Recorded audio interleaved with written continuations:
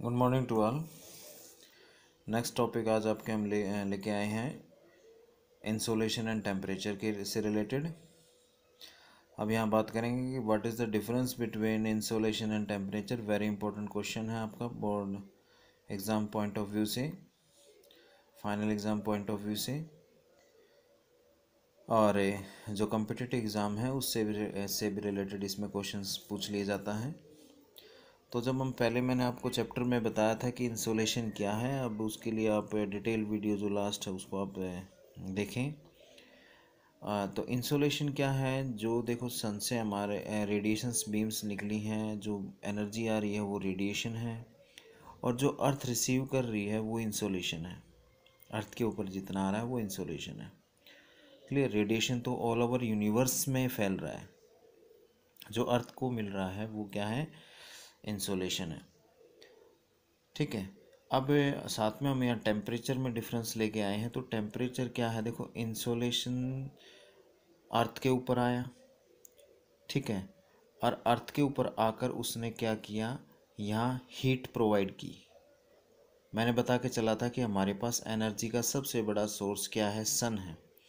तो जो इंसोलेशन आया उसने क्या दी, हीट दी। ठीक है। अब उसने हीट दी तो वो हीट कितनी है, ठीक है। एक आप ये तो बताओगे ना कि उसको आप मेज़र करके कि भी हीट इस लेवल की है, ठीक है, तो उसको हम कह देते हैं टेम्परेचर। आई बात समझ में। जैसे बॉडी गर्म हो जाती है तो उसको हम बुखार कह देते हैं, जो बुखार हम मेज़र करते हैं तो हम कह देते हैं बॉडी का टेम्परेचर इतना है, एक नॉर्मल टेम्परेचर इतना होना चाहिए, जिसको हम बुखार या फीवर की कंडीशन नहीं मानेंगे। और अगर इतने से ऊपर पहुंच जाता है तो हम उसको क्या करेंगे कि बॉडी का टेम्परेचर जितनी उसकी नीड है बॉडी की उससे ज़्यादा हो गया, ठीक है। तो ऐसे ही आपने दूसरा एग्जांपल हम लेते हैं, गैस के ऊपर आपने एक यूटेंसिल रखा, उसके अंदर गर्म पानी रखा। जब आपने उसके अंदर गर्म पानी रखा और उसको गैस ऑन की तो आपने उसको क्या दिया, इंसुलेशन प्रोवाइड किया। इंसुलेशन प्रोवाइड होने के बाद पानी गर्म हो गया। मैं आपसे पूछने लगूँ पानी किस लेवल तक गर्म हुआ, कितना गर्म हुआ, तो आप उसको मेज़र करोगे। जब आप उसको मेज़र कर दोगे तो उसको क्या बताओगे, वो एक टेम्परेचर है, ठीक है, कि वो कितना गर्म हुआ है भाई। 100 डिग्री सेल्सियस गर्म हुआ है, 50 डिग्री सेल्सियस हुआ है उसका टेम्परेचर, उसका 30 डिग्री सेल्सियस हुआ है, 20 डिग्री सेल्सियस हुआ है। क्लियर ये चीज़। तो वही चीज़ हम यहाँ डिफरेंस में ले गए। फर्स्ट पॉइंट है जैसे कि insolation is heat energy which makes things hotter. Insolation क्या है, एक हीट एनर्जी है जिससे कि कोई भी चीज़ गर्म होती है। आपने व्हीकल बाहर रख दिया, धूप के अंदर खड़ा है, ठीक है, या कोई चीज़ आपने बाहर रख दी है तो आप कुछ देर के बाद जाएंगे तो उसको हाथ लगा के देखें तो गर्म हो गई। तो इंसुलेशन क्या करता है कि उसको गर्म करता है। फिर दूसरी बात हम कहते हैं कि भाई टेम्परेचर में इसका डिफरेंस कर रहे हैं। Temperature measures the intensity of heat, कि वो जो चीज़ गर्म हुई है इंसुलेशन के कारण वो कितनी गर्म हुई है, उसको हमने मेज़र किया। उन हीट की इंटेंसिटी क्या है उसको हमने मेज़र किया, तो उसको हमने क्या बोल दिया, टेम्परेचर बोल दिया।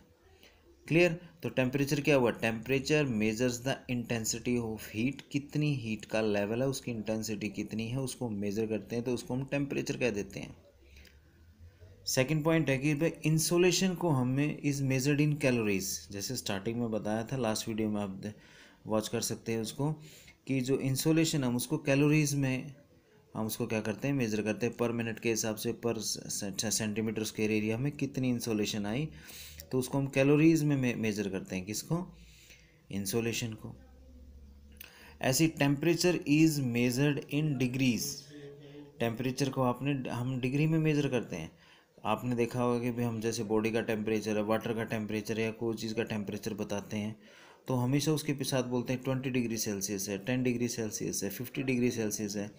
हम कहते हैं टेम्परेचर 45 डिग्री सेल्सियस चल रहा है, 49 डिग्री सेल्सियस, तो सेल्सियस वर्ड यूज़ कर रहे हैं ना, ठीक है। ऐसे ही दूसरा है फारेनहाइट, ठीक है, हम उसको फारेनहाइट में भी कन्वर्ट कर सकते हैं। तो इसकी भी इक्वेशन है आपकी 9/5 सी इक्वल टू 9/5 सी प्लस 32, इस तरह से एक इक्वेशन आ जाती है जिससे आप फारेनहाइट को सेल्सियस में और सेल्सियस को फारेनहाइट में कन्वर्ट कर सकते हो, जो भी आपको टेम्परेचर दिया जाए। तो अब जो अपने एशियंस कंट्री है वहाँ उसमें जो टेम्परेचर मेज़र किया जाता है वो सेल्सियस में किया जाता है। और जो यूरोपियन जो कंट्रीज़ है वहाँ टेम्परेचर फ़ारेनहाइट में किया जाता है।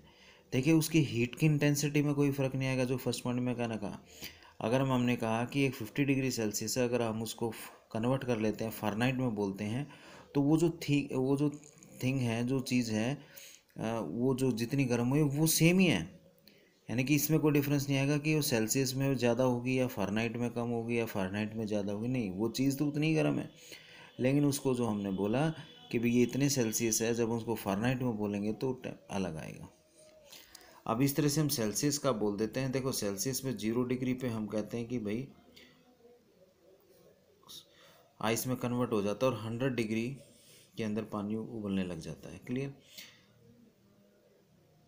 ठीक है। इसी तरह से जब हम फ़ारेनहाइट की बात करते हैं तो 32 डिग्री फ़ारेनहाइट जो है और इक्वल टू 212 डिग्री फ़ारेनहाइट, यानी कि 0 डिग्री फ़ारेनहाइट में हम बोले तो 32 डिग्री फ़ारेनहाइट है। और अगर 100 डिग्री सेल्सियस हम उसको सेल्सियस में बोलते हैं तो वो अगर फ़ारेनहाइट में बोलते हैं तो वो वैल्यू 212 है। हीट की इंटेंसिटी 100 पे भी वही रहेगी, 212 पे भी वही रहेगी, लेकिन जो इसकी यूनिट है जो उसको हमने वो फ़ारेनहाइट की है 100 सेल्सियस की, और फ़ारेनहाइट की 212 इक्वल है। थर्ड पॉइंट का हम डिफरेंस कर लेते हैं। Insolation is the cause. देखो किसी भी चीज़ करने में इंसोलेशन क्या है, एक कारण है। इंसोलेशन के कारण ही वो गर्म होगा। Clear? Temperature is the effect. Temperature उस इफेक्ट को बताता है जो उसके ऊपर गर्म होने के बाद क्या इफेक्ट आया, भाई इतना टेम्परेचर हुआ। क्लियर? क्या उसके ऊपर इफेक्ट पड़ा है। तो ये डिफरेंस आज आप फिर नोटबुक के अंदर नोट करेंगे अपना, राइट, और इसी को वॉच करेंगे और इसी को लर्न करेंगे, difference between the insulation and temperature. काफ़ी इंपॉर्टेंट टॉपिक है ये आपका। Thank you.